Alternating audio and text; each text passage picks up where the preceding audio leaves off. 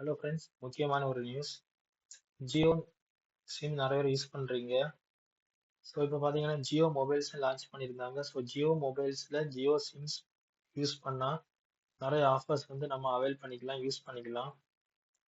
அது வந்து ரொம்ப ப்ராஃபிட்டபிளாக இருந்து அதனால வந்து நிறைய பேர் என்ன பண்ணாங்கன்னா ஜியோ சிம்ல யூஸ் பண்ற ஜியோ மொபைலில் யூஸ் பண்ற சிம்ல வந்து நிறைய ப்ராஃபிட்டபிள் ஸ்கீம்ஸை வந்து நம்ம அதில் ரீசார்ஜ் பண்றாங்க. ரீசார்ஜ் பண்ணிட்டு அந்த சிம்மை கலத்தி வேற மொபைல்ல போட்டா அந்த ஸ்கீம், அதாவது அந்த பிளான் வந்து பாத்தீங்கன்னா அவங்களுக்கு வந்து அசஸ் பண்ண முடியல.